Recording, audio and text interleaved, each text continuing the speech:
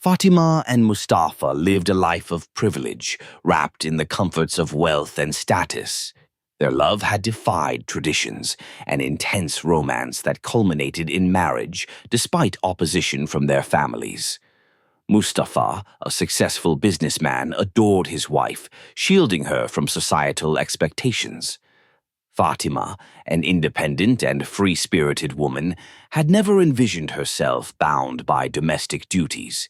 She was ambitious, craving a life beyond the confines of motherhood and household responsibilities. Their early years were blissful. Lavish vacations, late-night drives, and extravagant dinner parties defined their life together. They laughed, dreamed, and lived without restraint. But fate had other plans. When Fatima gave birth to their daughter, Mariam, the shift in her world was abrupt and unwelcome.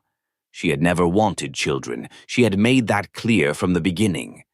The idea of being tethered to an infant, of sacrificing her time and independence, suffocated her. Mustafa was overjoyed, cradling his daughter with pure adoration, but Fatima felt nothing. No maternal warmth, no sense of attachment, just an unfamiliar emptiness. As days passed, her disinterest turned into avoidance. The sound of Mariam's cries irritated her. The sight of Mustafa doting over the child made her feel displaced, forgotten.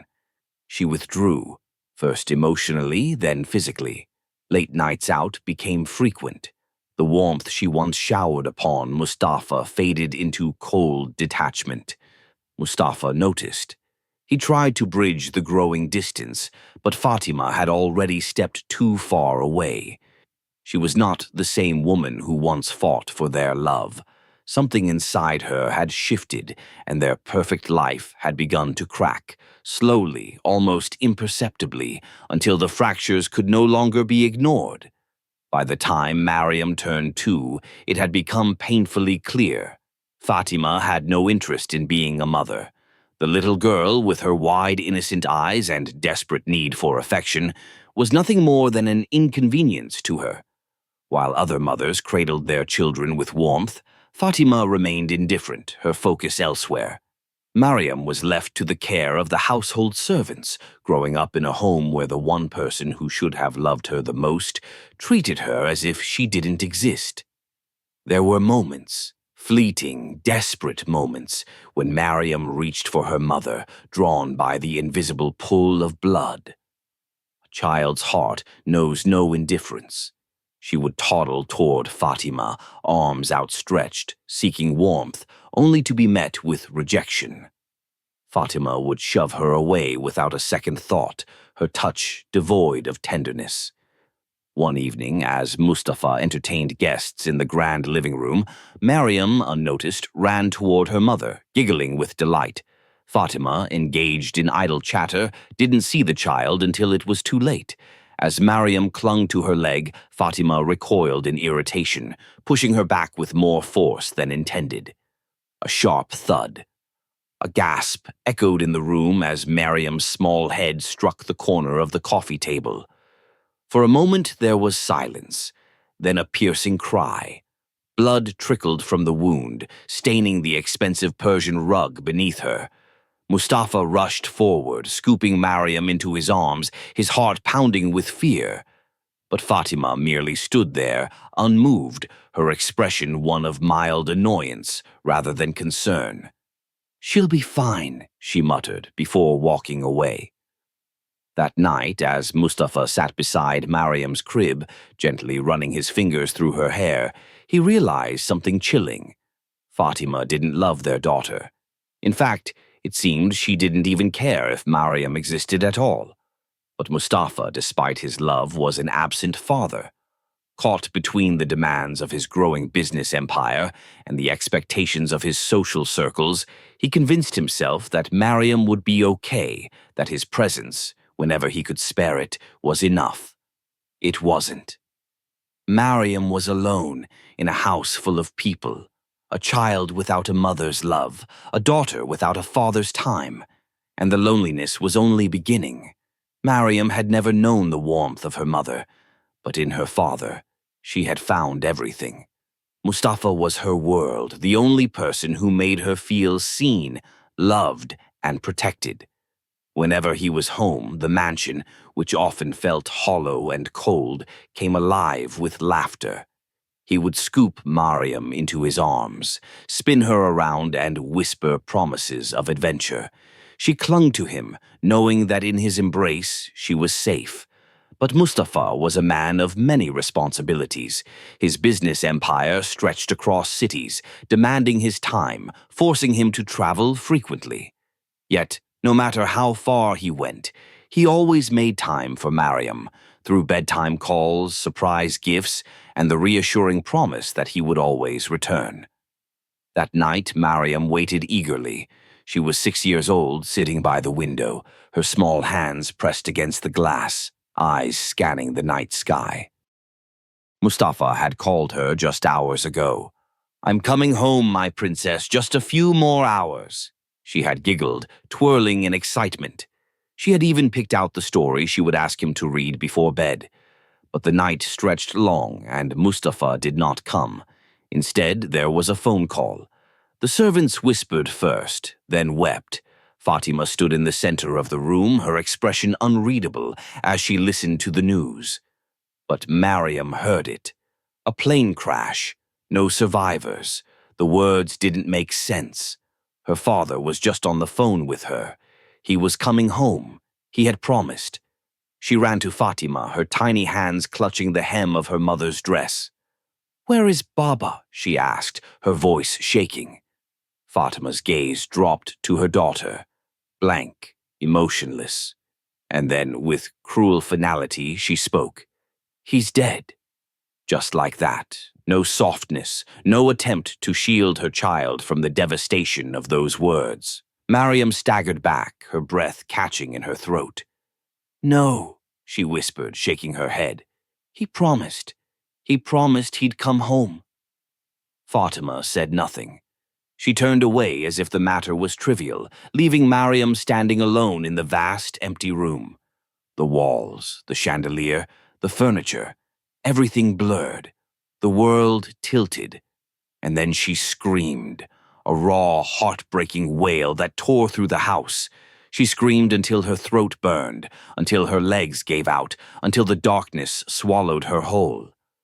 When she woke up, she was in bed, the house eerily silent. No one came to comfort her.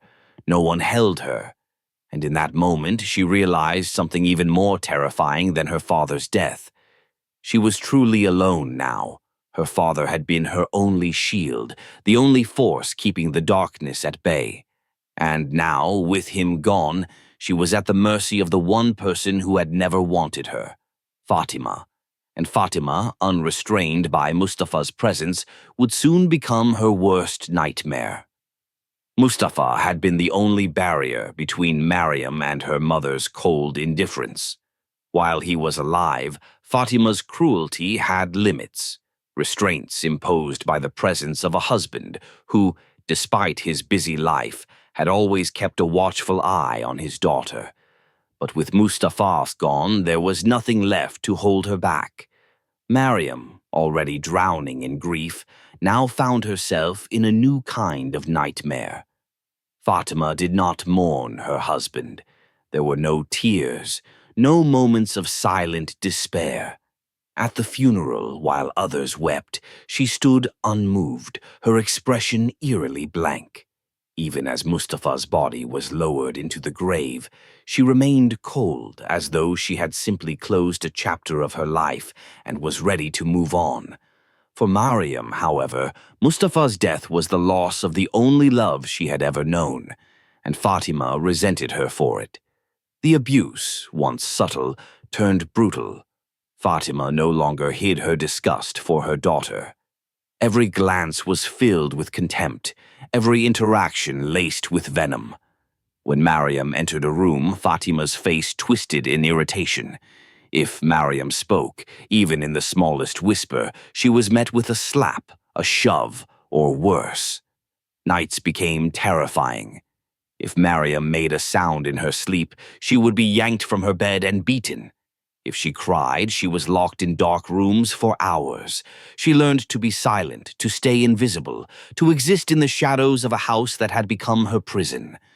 Without Mustafa, the walls of their home had closed in. What had once been a palace now felt like a cage, and inside it, Mariam was trapped with a monster. By the time Mariam turned 12, she had learned to live in fear. She had become a ghost in her own home, avoiding Fatima as much as possible, staying quiet, staying small. But just when she thought life couldn't get any worse, Fatima remarried. His name was Umar. He was nothing like Mustafa. Where Mustafa had been kind and strong, Umar was cunning and insidious. He was neither wealthy nor powerful, and that was exactly why he had married Fatima. Money. That was all he wanted. Mariam hated him the moment she saw him. She watched silently as he moved into their home, bringing nothing but greed with him. He wore Mustafa's clothes, sat in Mustafa's chair, and spoke in a way that made her skin crawl. He was trying to take her father's place, but he was nothing more than a leech feeding off Fatima's wealth. Fatima, blind in her need for affection, did not see it. Or perhaps she chose not to. She believed every lie Umar told her, every sweet word, every empty promise. She handed him everything: her love, her trust, and most dangerously, her wealth. Mariam despised him. She could feel the darkness within him, lurking beneath his false smiles. He would watch her sometimes, his eyes lingering a little too long, his presence sending a chill down her spine. She stayed away, but the house was only so big. Fatima, once indifferent, now became crueler than ever. Umar's arrival only fueled her hatred for Mariam. Perhaps she thought her new husband would love her more if Mariam were gone. "You ruin everything," she spat one evening, striking Mariam across the face. The slap stung, but Mariam didn't flinch. She had learned not to cry. Crying made things worse. Umar watched from the doorway, amusement flickering in his eyes.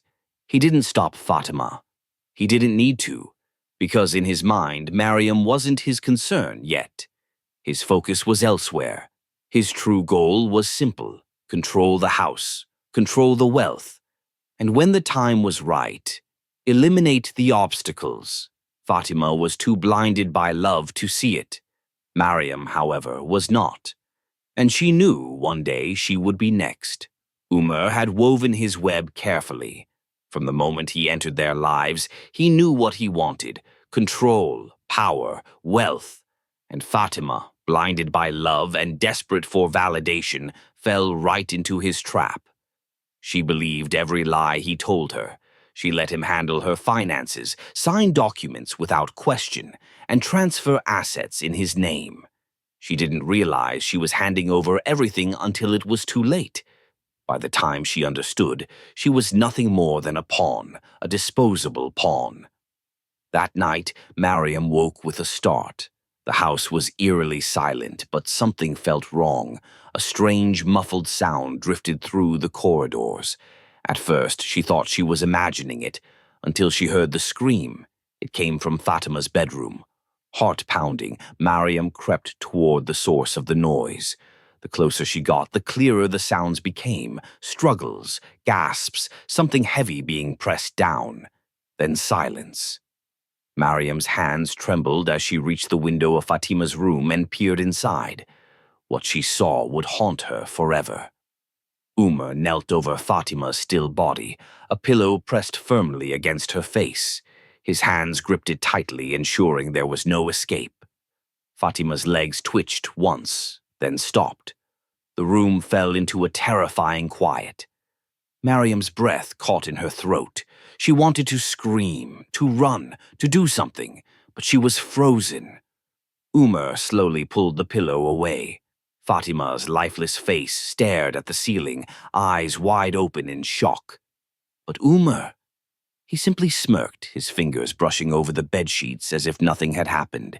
He stood up, stretched his arms, and let out a satisfied sigh, as if he had merely completed a task.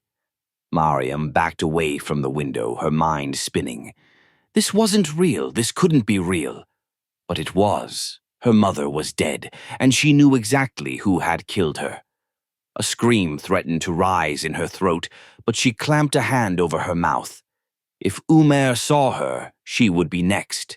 She turned and ran, stumbling down the corridor, her bare feet silent against the cold marble floor. She had to get away. She had to escape before he realized she had seen everything. But in that moment, one truth became painfully clear. Umar wasn't just a greedy man, he was a murderer. Mariam stood frozen outside the room, her entire body trembling. The image of Fatima's lifeless face was burned into her mind, her mother's empty eyes staring into nothingness. No matter how cruel Fatima had been, she was still her mother. And Mariam had just watched her die. She wanted to scream, but no sound came. Her breath came in short, panicked gasps, her heart pounding so violently it felt like it would burst from her chest.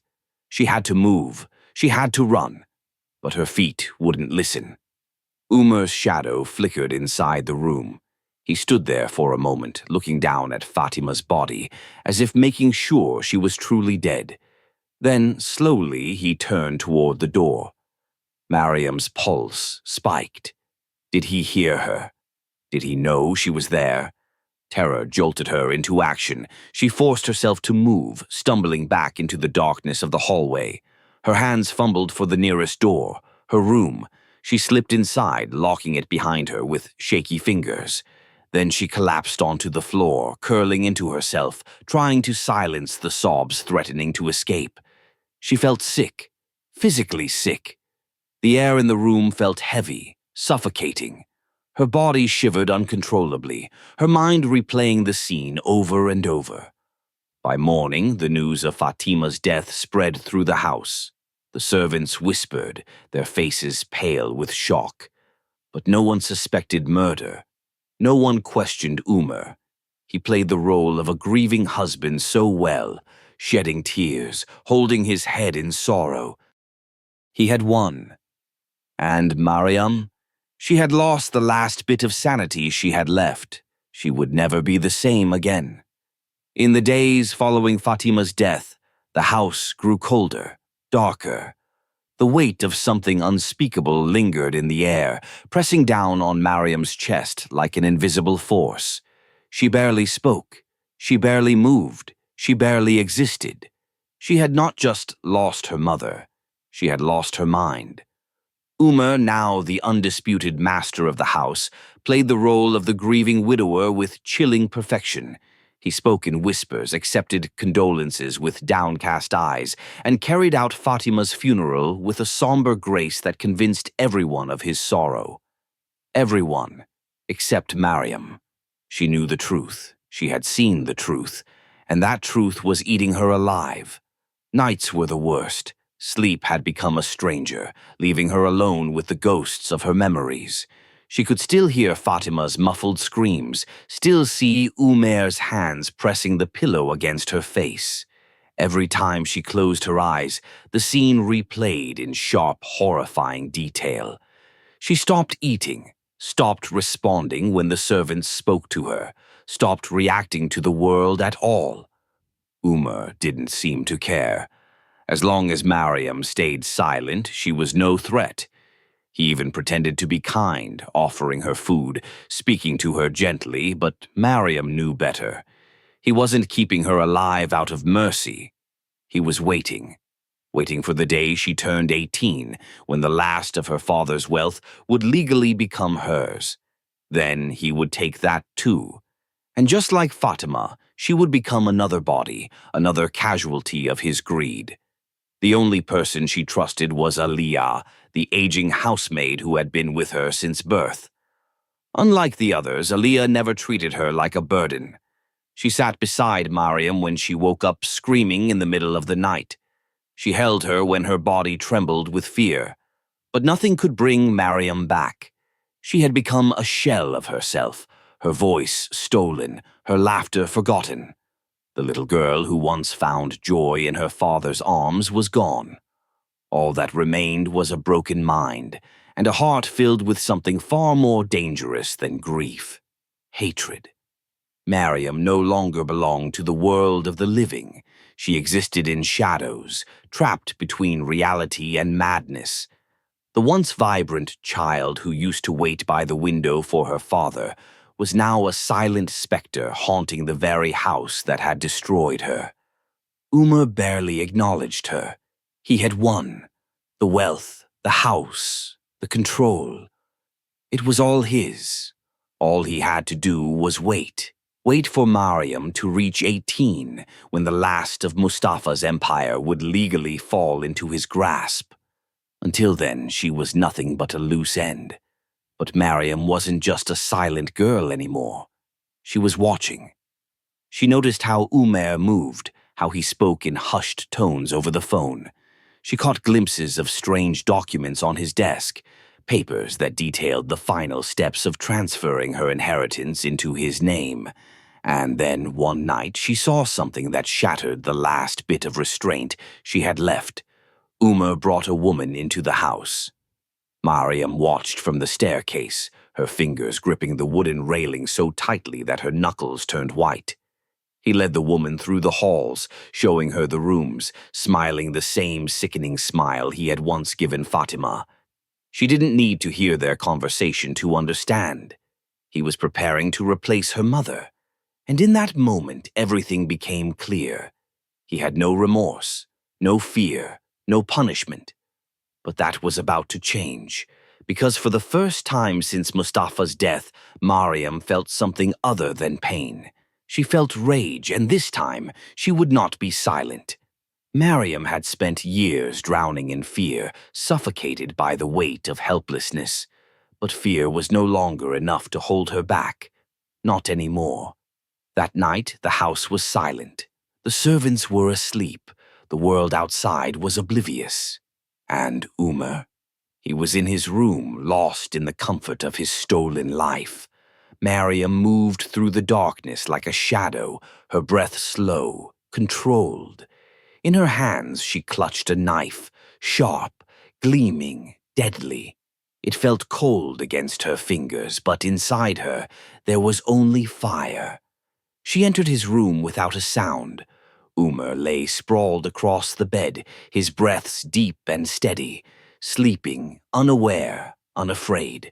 For a brief moment she hesitated, but then she saw it, the very same bed where he had killed Fatima. The memory hit her like a tidal wave, and all hesitation melted into pure, blinding fury. Before she could second-guess herself, she struck. The blade sliced through his throat in one swift motion. His eyes shot open, terror flashing in them as he choked, gurgled, struggled. Blood poured like a river, soaking the sheets, splattering against Mariam's hands, her face. She didn't flinch. She didn't blink. She watched as the life drained from his body, slowly, painfully. And when it was over, when Umar lay still in a pool of crimson, Mariam exhaled. For the first time in years, she felt something close to peace. But peace wouldn't last, because she had killed a man, and now she had to run. Aliyah had always known that something was coming. She had watched Mariam crumble under the weight of grief, seen the emptiness in her eyes grow darker with each passing day. And when she heard the muffled sounds from Umar's room, she knew. Rushing toward the door, she found Mariam standing over Umar's lifeless body, her hands coated in blood. For a moment, neither of them spoke. The silence was thick, heavy, suffocating. Then Mariam looked up, her face blank, her eyes hollow. "I killed him." Aliyah's heart pounded. There was no time for questions, no time for shock. If anyone found Mariam here, she would be dragged away, locked up, or worse. She grabbed the girl's hand, her grip firm despite the terror rushing through her veins. "You have to leave. Now." Mariam didn't respond. She simply let Aliyah pull her out of the room, down the dark hallways, past the sleeping servants. Every step felt surreal, like walking through a dream or a nightmare. By the time they reached the main door, Mariam's legs trembled. She turned to Aliyah, her lips parted as if she wanted to say something, but no words came. Aliyah cupped her face. "Run, child, as far as you can, and never look back." And so Mariam ran, into the darkness, into the unknown, into a future without a home. Mariam ran until her legs gave out, until her breath came in ragged gasps. She had no destination, no plan, only the overwhelming need to escape. The city loomed around her, unfamiliar and unforgiving. She was just a girl, alone, covered in blood, with nowhere to go. By dawn, she found herself on the outskirts of the city, near a cluster of makeshift slums. Exhausted and delirious, she collapsed near a worn-out shack. An old woman, weathered by time and hardship, found her and took her in. "You have no one?" the woman asked. Mariam said nothing. "Then you belong here now." The woman was part of a group of beggars who roamed the city by day and returned to their slums at night.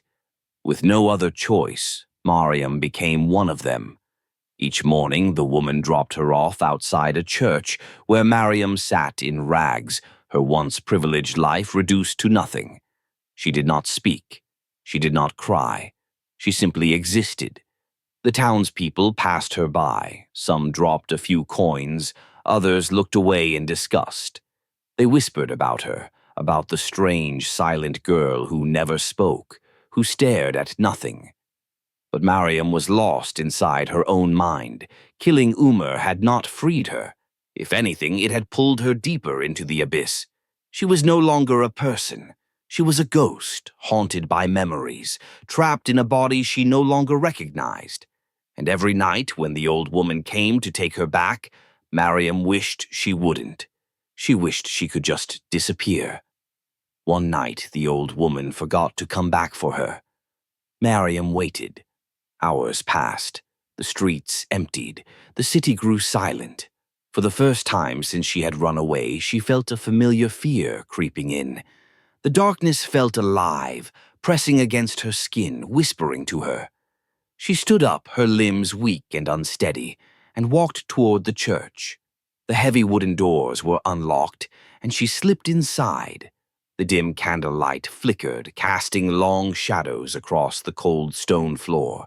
Mariam sank onto a bench, her fingers gripping the edges as she stared at the altar. Her mind spun with voices, her father's laughter, her mother's indifference, Umar's dying gurgles. And then something inside her snapped. She rose slowly, moving as if in a trance. Near the corner, she spotted a rope, frayed, discarded. Her hands moved on their own, tying a knot, fastening it to the high ceiling beam. She climbed onto a chair, her breaths shallow, her heartbeat slow. In that moment, she felt nothing. No pain, no fear, no regret. She closed her eyes and stepped off the chair.